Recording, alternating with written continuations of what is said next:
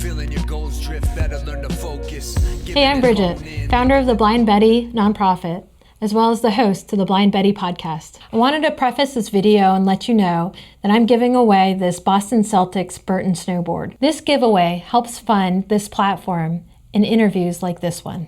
Hey, welcome to the Blind Betty podcast, where we tell life inside the mess. And today we have Brian. Hi, Bridget. Hi. How are you? Welcome. Thank you. I'm good. Thanks for having me. First interview, so I'm stoked to have you. My first time on a podcast, so I am anxious. Awesome. Good. Cool. We'll both be anxious together. Anxious together, yes. Okay. Well, tell our audience a little bit about who you are, what brought you here. Okay. And, So my name's Brian. I'm a personal trainer and an online coach, and I also work here at the gym a few days a week just because I like to be around fitness stuff. I wanted a change of life and a new career, so I moved up here to Vermont about almost exactly 3 years ago. Left everything behind and wanted to start fresh. I hated my job, didn't like my living situation. I was really depressed, anxious, and stressed out about everything. So my partner, Jazzy, who was my girlfriend at the time, said, if you hate everything, just move up here and we'll figure it out. So that's what I did. Big change for me. I'm not one who loves change. Yeah. I get very anxious about doing anything different.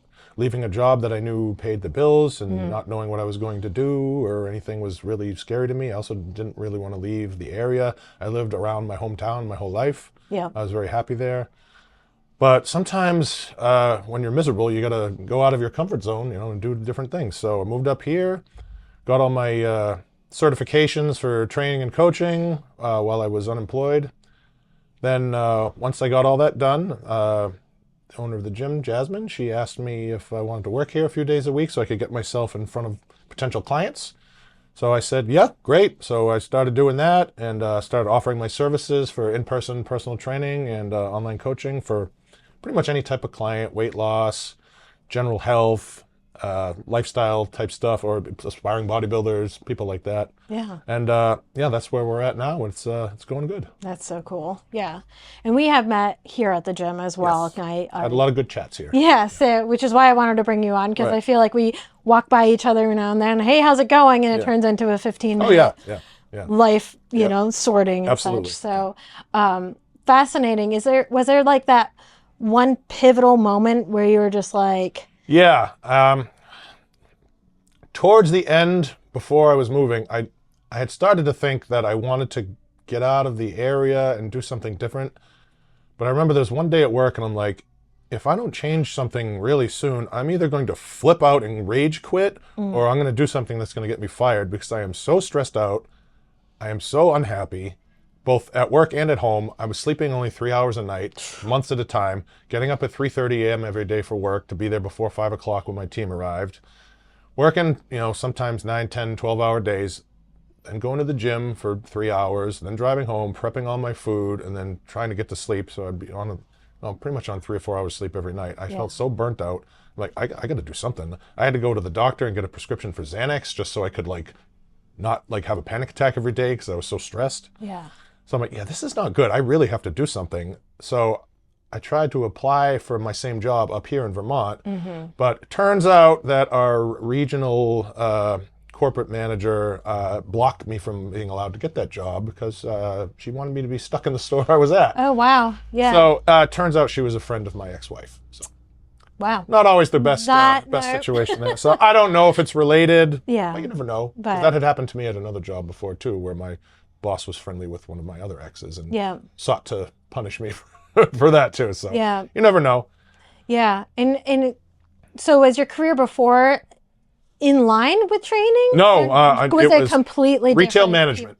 So My you- entire working career, I started working part-time Okay. as a produce clerk Okay. in a grocery store, and then that turned into retail management in that same thing. I was a produce manager for almost 20 years in 5 different grocery chains. Like I said, I didn't like it, but I didn't like change, and I was making enough money.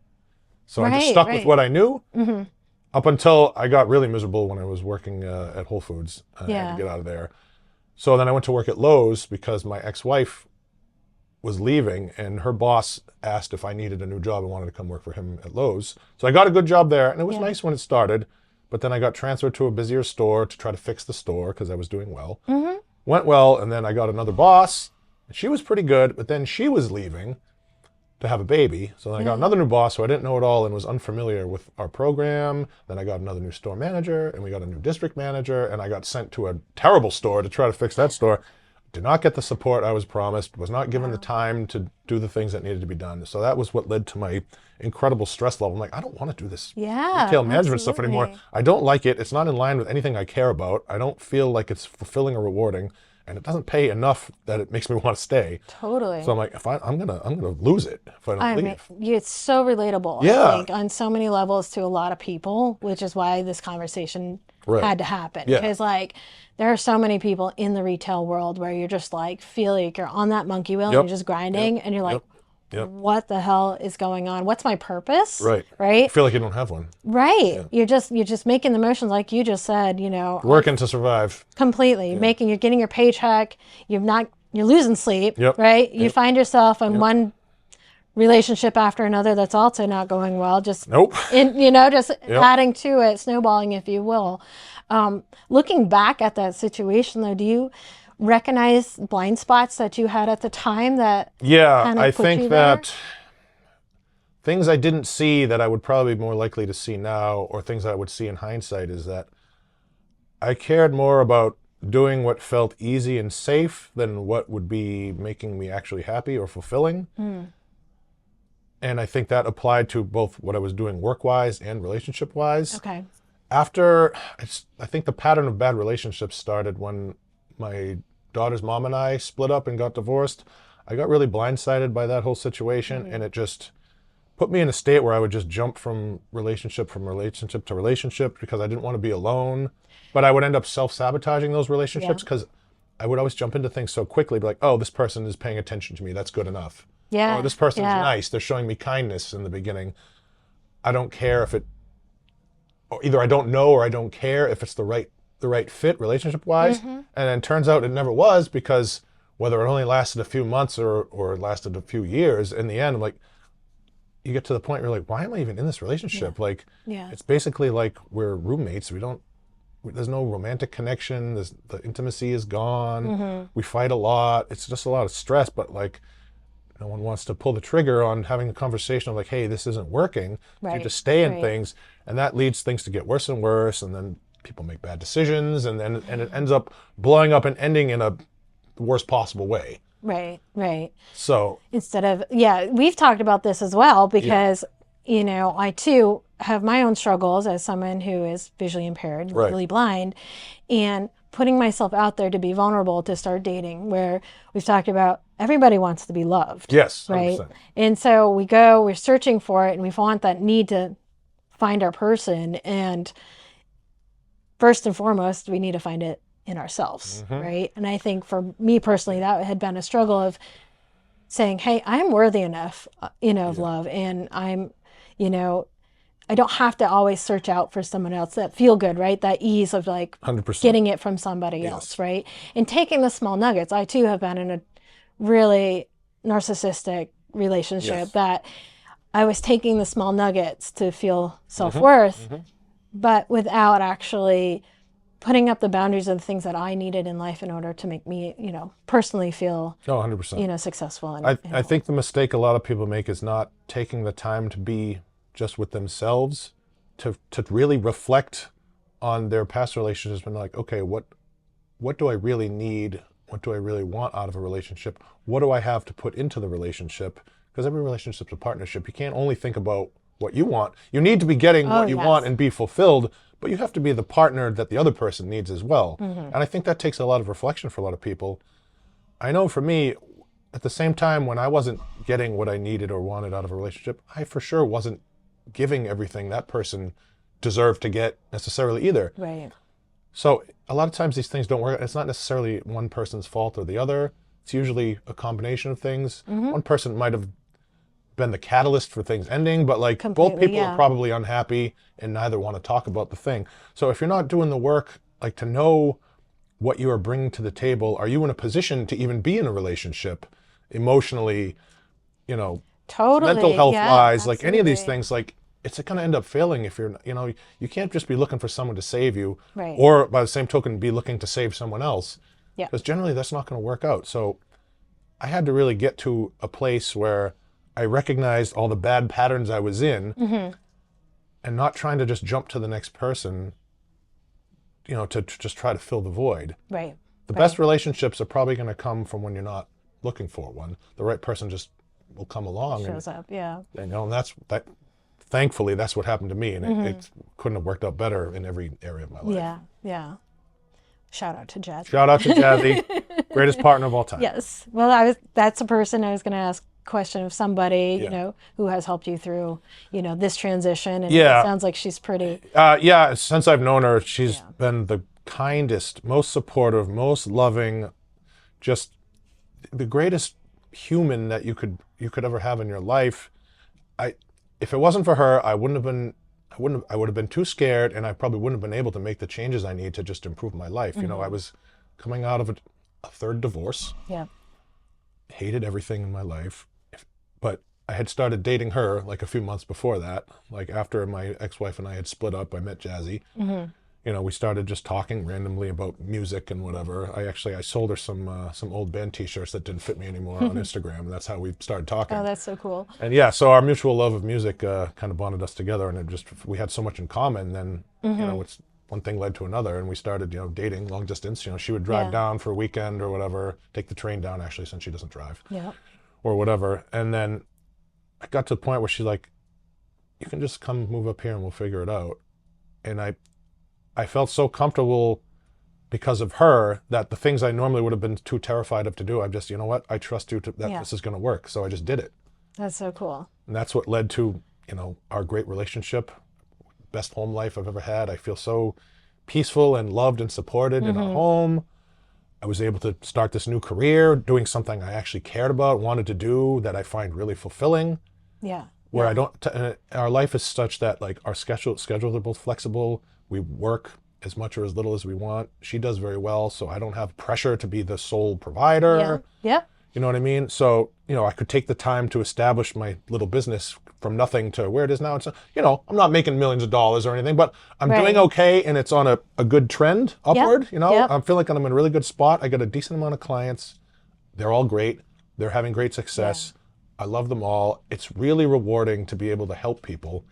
And that's so much more important than just trying to make every last dollar. You know what I mean? Yeah, absolutely. At this point, I couldn't care less about money. Do I make enough money that we're paying the bills and we can do the things we want to do? Yeah. Okay, fine. That's all I need. Yeah. You know what I mean? You're making connection. Making connections.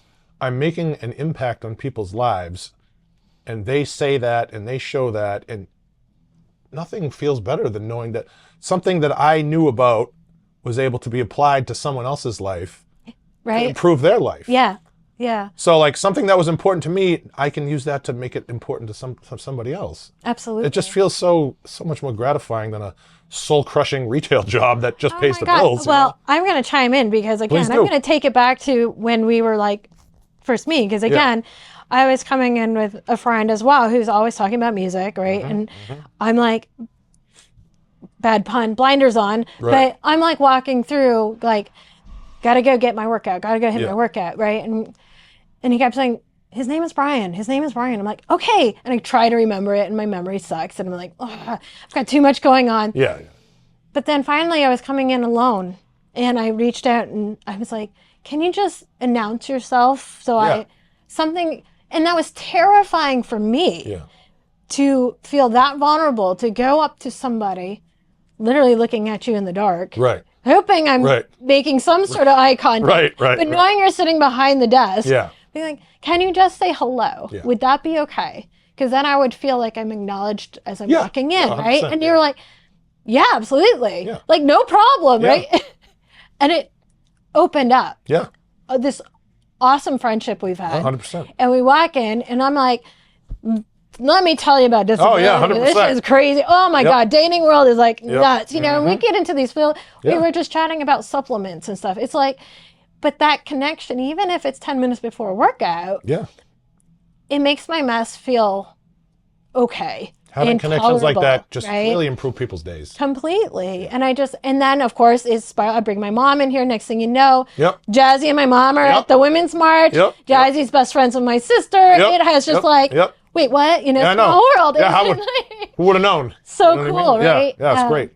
But yeah, I find these little moments sort of connection of like being vulnerable, asking to just have conversation, and next thing you know, we've got a friendship. Yep. We're in this place of just feeling great. And I think that's something else to be said about the gym is like, I could easily go hide at my house. I have a home gym. Yeah. I could keep working there, but I needed a community. Yeah. And I needed to get out and meet other people 100%. and put myself out there. And it's like to come to an environment like a gym, great pivot, because for you, I'm sort of saying within your career, it's a room of positivity, Yes. to be honest. People are only here because they want to be here. Oh, 100%. Do you know what I mean? Yeah, no one's forced to be here. People are here because they're trying to do something for themselves. They want to. Totally. You know, I've worked as a nutritionist in a hospital before and trying to get diabetics to eat their meals and pick good health. It's like pulling hair out of your head because they don't want to eat anything but the pudding on the plate. You know, it's like, I want to help. And it just was really hard. I didn't end up pursuing that career because I'm like, I just feel like I'm always hitting a wall. I want to be helping people who want to help themselves. 100%. Because you can't help anybody who doesn't want to help themselves. Completely. And that's where I am here today. I'm like, I entered into this situation. I've been a prototype engineer, working with my hands, building. Last 13 years of my life, I've been in the snowboard industry my whole life. And it was a hard pivot. Oh, of course, yeah. I am now on disability. I am trying to reconnect and almost relearn a lot, almost everything in my life. But it's like rebuilding community. And the gym gave me something. I couldn't run on the road anymore. I mean, mud season right now, like my daughter was laughing at me because she's like, Mom, there's potholes in front of you. And I was like, plump, plump, plump. Like, I'm like tripping in potholes. I'm like, and this is why I don't run on the road anymore. Because I'd be at a good clip and twist my ankle, right, with two dogs. And then I found this freedom of coming in here and running on a treadmill. I'm like, I can sprint again. Like I can without having to worry. Not worry. My footing's there, right? And then the other thing is like being a snowboarder, I have to find a ride to the mountain. And that ride needs to come with somebody who also has a passion for the mountain. Right. It comes with needing a headset and a walkie-talkie system. It has to come with somebody else, at least for me, because I'm visually impaired. Right. I need to have someone out in front of me telling me what the trail is doing, what's in front of me. Yeah. You know, I'm not someone with a prosthetic or, you know, on a sit ski that can visually see where they're maneuvering. I have to have another person there. Yeah, different type of challenge. But here, you know, I do kind of get laughed at, like, what, your workouts take over an hour? And like, well, it does. I plan for 2 because I have to find my weights. Right. I have to set myself up, and I'm navigating a dark situation. So what would typically take somebody an hour takes me almost double.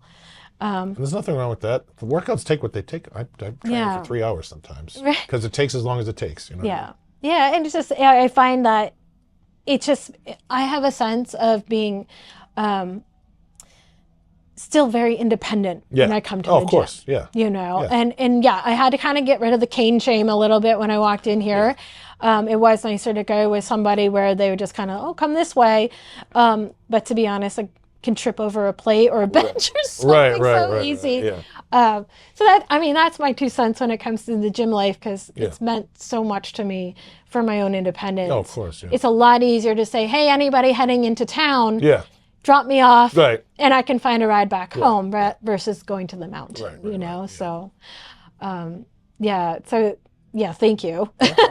Happy to do it. I'm so glad we met. Like, I find you to be a wonderful person, and I think you're very inspirational to me. So. Thank you. Yeah. So I just really wanted to bring this conversation today, and I'll pivot a little bit if we can, because you've also gone through another hard pivot because you've been training to go on stage. Yeah. So I was hoping to finally be able to get on a bodybuilding stage next year after not really being in a spot in my life where I could put everything into it that I needed to do, where I thought I could be competitive. And then I got hit with a bit of a health situation, some heart stuff. I had a calcium score scan that was not what I expected it to be. So when you have coronary artery disease, there's the potential. Calcium score scan shows prior damage. Essentially, it's dangerous plaque that's already been calcified and stabilized. Okay. So not necessarily an imminent risk, but it shows that your body at one point had the potential to have a problem. So that's just the first step. Then you have to see, okay, well, until I know more, I can't really do all the things I was doing the same way to the same level. Yeah. Because bodybuilding in general is not healthy. And when you're, and especially at a competitive level or trying to be at a competitive level, you do a lot of things that incur more risk health-wise. You do what you can to mitigate them through supplements and strategic medication deployment, structuring things in such a way that it's less risky, but there's no way for it to be safe or have no risk. So it's mostly coming with performance-enhancing drugs and all that kind of stuff that the majority of people in bodybuilding have to use. Right. You know what I mean? It's just part of the deal, unfortunately, but it is what it is. But if you have like a heart situation, you can't really be doing those things to the same level because that's obviously incurring more risk and potentially could be part of what caused the issue in the first place. There's no real way to know how long the plaque had been calcified, how long it would build up, how long it's been stable, or when it started. It can start as young as when you're a child. Gotcha. So you never know. So genetics and lifestyle factors can influence that too. When I was young, I was very overweight. All I ate was junk food. Didn't really exercise much. So not the best lifestyle until I really started getting into fitness. It was when I was almost 30. Yeah. So who knows how much of it occurred then. Also, genetically speaking, my dad had a calcium score scan about 6 months before I had mine, and it was like through the roof high. Okay. So partly genetics. Probably, I say partly genetics. Thankfully, I had a stress echo done a couple weeks ago, which was about 6 weeks after the initial scan, that showed perfectly normal heart function, no blockages, no imminent risk. All right. And my lab work, which I get every few months anyway, just as a bodybuilder, you should be getting your labs frequently to make sure your health markers aren't getting skewed crazy so you can adjust accordingly. All my labs that would contribute to any sort of cholesterol-related blockages, all pristine. Yeah. So I think where I'm at right now is very minimal risk, short to medium term. Okay. But keep monitoring everything. My approach now will be slightly different. I've added a lot more cardio than I was doing before, which is always going to be better. And my PED exposure will have to be a lot more conservative. Yeah.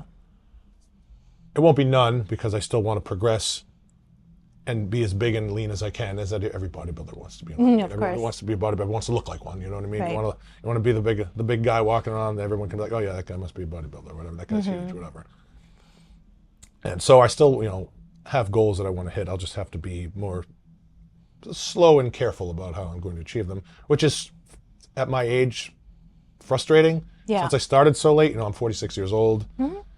My prime young growing years are long behind me, and they were already behind me when I started.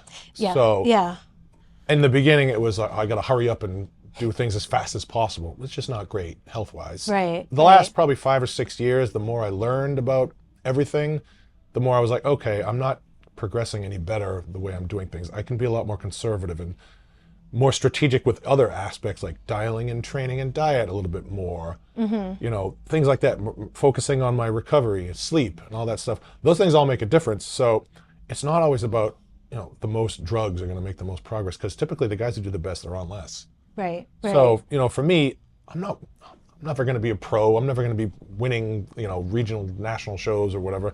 My goal was just to be like, all right, well, I grew up a fat kid getting bullied every day in school.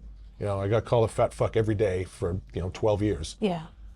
So when I look in the mirror, that's what I see. So the reason to change is like, oh, I don't want to be that guy. So I got to build up this suit of armor to protect myself from, getting my feelings hurt. And also like giving a fuck you to everybody who ever made me feel like I was lesser because I was the overweight kid, the nerdy kid in the smart classes, the fat nerd or whatever. Yeah.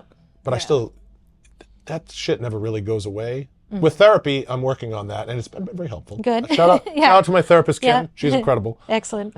Helps in every area of my life. Well, I was going to ask, because you've had this past. Yes. You've learned a lot of lessons. Yes, a lot of lessons. You've explained so much here, and now here we are again, another pivot. Yeah. Clearly, you're speaking through it in just a lot of positivity, which is remarkable. So is that one of your tools you have learned is like to shift your script, Yes, like 100%. rewrite it in order to keep moving forward? In the past, I would say I was a very negative person. I would dwell, as someone who's diagnosed with anxiety and depression anyway, you tend to be a negative person, focusing on worst case scenarios or any bad thing that happens can send you spiraling. Yeah. It would be very difficult to focus on, okay, well, dwelling and sulking and thinking of the worst possible thing isn't going to change anything or improve the situation. You're just going to sit in that unpleasant space and make yourself feel worse. It took me a long time to figure out how not to do that. Yeah. But I'm at a point now where like, okay, this is a setback I've had. What do I do to address that? How do I move forward? I'm able to, not always immediately, but very short term, allow yourself a brief time to like, oh man, this sucks. What do I do? Then you're like, okay, this is what the situation is. This is what I can do to meet that challenge. This is the adjustment I need to make to be able to overcome that hurdle and move forward. So that mindset shift is huge because now I don't spend time spiraling out of control when every little thing goes wrong. Yeah, good. Yeah. So being able to do that and having a support system that allows for that also makes a huge difference. And again, the therapy has allowed me to help with my mindset shift and also put a lot of like the past trauma stuff that caused some of these issues like to bed a little bit. Still working through it, but it's been super helpful. So yeah, having a mindset that allows you to just be rational, think logically, okay, does this thing that happened mean I'm going to be dead tomorrow? No, it doesn't. Right. I need more information. Okay, well, this is what I'm going to do right now until I get more information. Then when you get more data, you're like, oh, okay, it's not nearly as bad as I thought it was originally. Right. I just have to keep doing these good things I was doing and maybe add in these other things, and I should probably have no trouble in the short to medium term or even long term. If you keep monitoring everything you need to monitor, probably going to be fine. Yeah. So just be smart about things, have a plan. You're like, all right, now I'm back on track. So I don't have to be so stressed. So I think that's fascinating. I'm going to jump in because like a while back, again, I'm going to go back to one of the conversations we had really briefly through the gym was this building of resilience. Yeah. Okay. Like I had mentioned, I had been married we were going 10 years of marriage. Yeah. I was together with my partner for 15 years. Yeah. Okay. And when my divorce happened, that was dark night of the soul for me. I was like puddle on the floor going, I could reach for the bourbon or the whiskey up on my counter, or I could put this energy into something healthy. Yeah.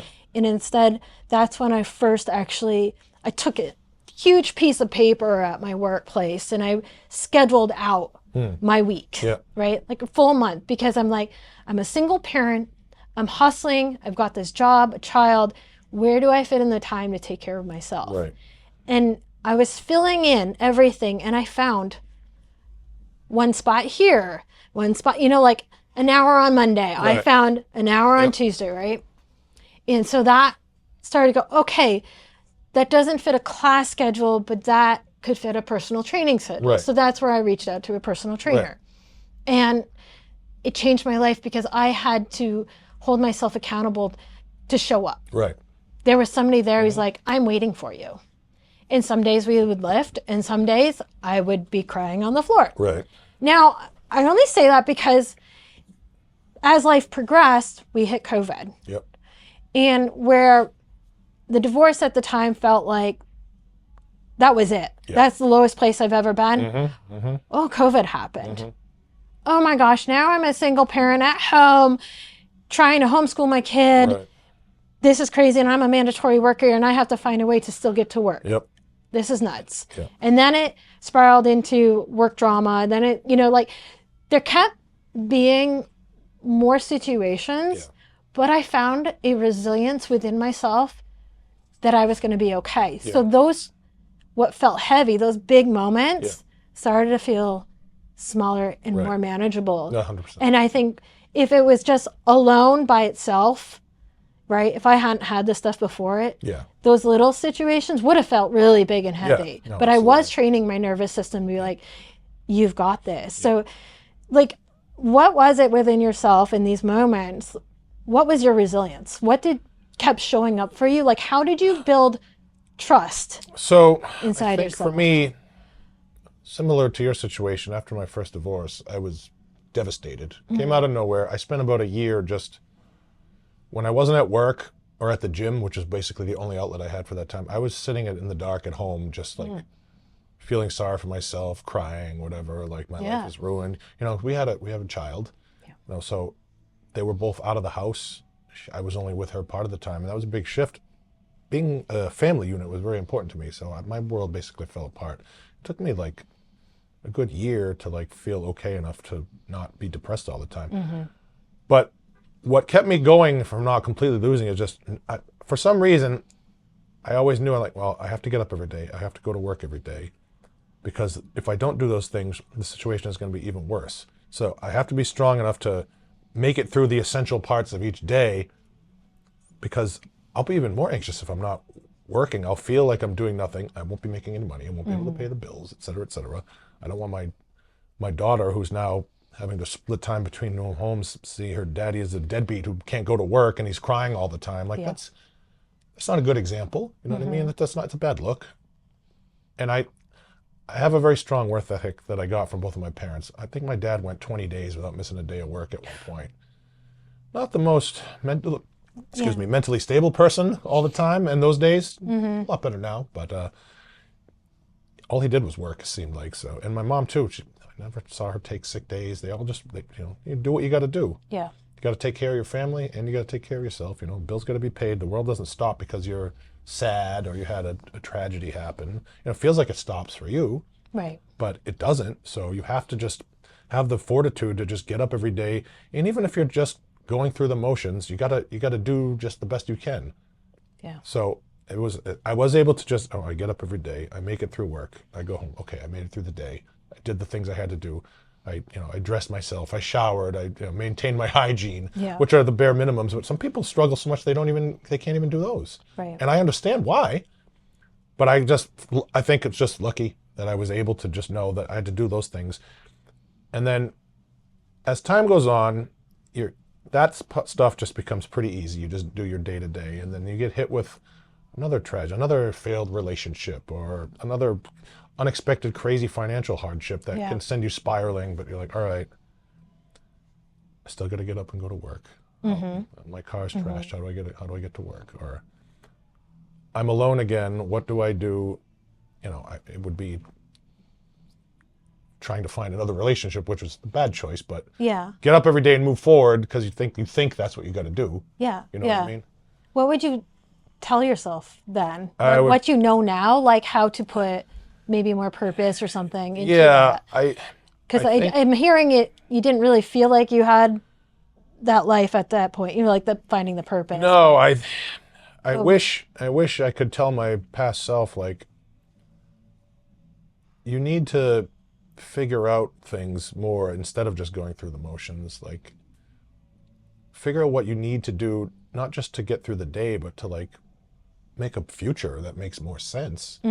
Be more mindful of what you're doing, who you're interacting with, what you're pursuing, in every area of life, because otherwise you're just going to stay stuck in okay, I'm surviving. Okay, things are a little better, but no, they're not great again. You're just surviving. And it's just like these little peaks. You're making me think about at work in the similar situation where I'm just like, are you kidding me?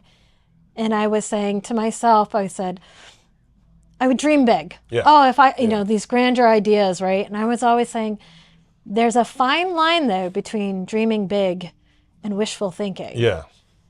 Right? And that's exactly kind of what you're reflecting. It's like, I want to be here in this other life, right? I want to create something bigger, but I also need to do the work. No, 100%. Right? Because you're not going to get anywhere without doing the work. Yeah. I think for a long time, though, the problem is I didn't know what that other life I wanted to be in looked like. I just knew it needed to be something else, but I wasn't doing enough of the work to know what that would look like or how I would get there. So I have this idea of like, I'm miserable, I need something better, but I'm not going to do anything about it really, because I don't know what it is to do. And I don't know if it's because I really didn't know, or I think a lot of times it was I wouldn't allow myself to think I deserved something better than I had. Because I'm like, things keep going wrong in my life. It's probably my fault. So I don't deserve to be happy. So I'll settle for things that I don't care about, and I'll just try to make other people happy because at least I'll feel like I'm doing some good. Yeah. Well, in the end, how did that work out? Right.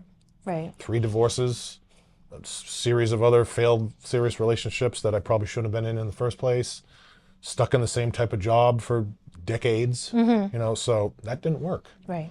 Right. So it really took a lot. You really got to hit rock bottom before you know, like, I really have to start making a change. Right. Because otherwise, next thing you know, my life is going to be over and I won't ever have been happy. Right. Blink. It's gone. And that's insane if you think about it. You know what I mean? Like, people should be happy. People deserve to be happy. But you got to figure out, how to do that. Right. Right. Easier said than done. It is. Absolutely. Because I've worked with plenty of people who are just totally good with going in and punching a time card and going home, and like that's living for their next vacation. It's oh God, so many people I worked with when I was still working in retail, that's all they did was live for their next vacation. Yeah. Yep. Exactly. That didn't seem very appealing. Right. Even though that's kind of what I was doing too, but I didn't even get to do the vacation. Right. Just grinding. Yeah. Well, I am really stoked that you've made it here and you've worked so hard to get here. Thank you. So Me too. This is just it feels really good. Really amazing. And you are connecting with so many people. So if you want to do a shout out at all, like what your program looks like, what you like to focus on, I would love to know more about your business as a personal trainer. So my business is called Iron Edge Coaching. So I offer comprehensive online fitness coaching. So people from anywhere. Very cool. They reach out, say they're looking for help with whatever their goals are. So I get all their info, like where they're at in their life, what they've been doing, what are their goals, what are the challenges that they face, what's their life look like. And I'll come up with a customized training plan, a customized diet, supplementation regime if that's what they need, for people who want to compete in bodybuilding, if they need guidance with PEDs, stuff like that. I have a lot of education and experience with that, so I help with that too. But for the most people, it's just, all right, well, I just want to be stronger and healthier. So, okay, let's get you in the gym if you're not already, or if you are, let's get your plan a lot more structured and dialed into where you're actually going to see the progress that you're looking for. What's your nutrition like? All right, let's get that dialed in, but in a way that you can actually sustain in your life, because the best program is going to be the one that someone can actually adhere to over the long term. Consistency is what produces results, not short-term perfection, right? So figure what that looks like for each person. So I send them their plans, and then throughout the week, we talk as often as they need with whatever support that they need, questions they might have about anything related to their plans, or even stuff in their life, challenges they're facing. I like to try to help with whatever I can. To some of my clients, I'm like a mentor in addition to their coach. Some of the younger people. Which is fine. I don't mind. I don't mind playing that role. I mean, it's good. Whatever I can do to improve their lives makes me feel good. So and then at the end of each week, we do a check-in. They fill out their weekly feedback form, send me their progress pics, and then we adjust what we're doing based on their feedback, their progress, how they're looking, how they're feeling. If their weight's going up and down, depending on what their goal is. You know what I mean? Yeah. I have them record their training, whenever they can, send it to me for assessment. So we need to tweak this, or you got to adjust the setup on this differently. You know what I mean? So it's like kind of just like a lifestyle thing, like, how we reach their goal through the things I know that I can help with: diet, training, supplementation. Do you find your clients will do, like, what's the time frame that they're usually jumping in for? Usually they sign on month to month, at least initially, which is fine. It usually takes a few months for the average person to start seeing real progress. So if they don't hang around that long, it's usually because they didn't give it enough time. Okay. But my turnover is quite low right now, with my online clients. I've had a lot of people that have been with me for over a year or more. That's very cool. And I'm only in year 3 of the business. So it's still new, but I have a bunch who have been with me pretty much since the beginning still. Yep. So I get great feedback from them on like how their results are right where they want them to be, or even better. They're adhering to their plans pretty well, and we do a really good job. As long as they're communicating to me like things they're dealing with, we make adjustments to whatever their situation is they're dealing with. We have to pivot. Sometimes people have to pivot a lot. Yes. I got a few people that have a lot of health issues that so there's a lot of kind of starts and stops. But you just got to be there for them and meet them where they're at. Yes. And understand every person's different. You don't try to mash every client into a system of coaching that you think will work best for everybody. Use the things that and apply it to their situation. Yeah. Because it's like anything. Like if you're working with like a diverse group of people, they're not all going to be the same. You're not going to talk to them all the same. They're not going to need the same level of motivation. Some need more, some need less.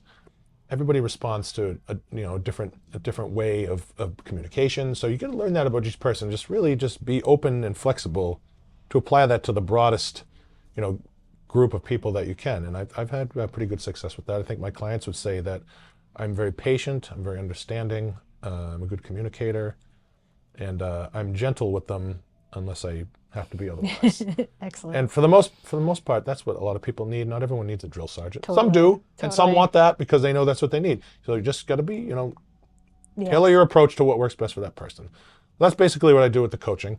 And then I also do, your standard in-person personal training. People come in for their sessions. I take them through the workouts based on, what their goals are. Yeah, and you have an extensive knowledge on the machines as well. Yeah, being in the same gym all the time, like you're really familiar with equipment. When it comes to equipment, I'm a huge nerd about gym equipment as I travel all around the country and go to all different gyms. So very cool. I've used pretty much everything there is out there, aside from some of the newest stuff that I haven't seen anywhere yet. But yeah. I've taken a lot of courses on biomechanics of hypertrophy. So setting very up cool. programs for people is kind of the thing I know the most about. So people tend to like what we do in the gym. Yep. The basics still work for most people too. It's good to know a lot, but don't overcomplicate things. Yeah. Foundational lifts are key. Yeah. For sure. Yeah. All right. So to wrap this up, do you have a favorite quote or motto that you live I'd by? say for me, don't be afraid to care about people or things. I'd like to say I'm not afraid to care. Have the courage to care about things. I think that's something that's lacking in this world is caring about people and about doing the right thing. So That's a good one. have the courage to care. Don't be afraid to care. I love it. Yeah. Cool. Thank you so much. Thank you This very was much. a great Thanks conversation. for having me. This was wonderful. Great. So that's going to do it for today. So thank you for tuning in. Blind Betty Podcast. When your goals drift, better learn to focus. Giving and hone in, living in the moment.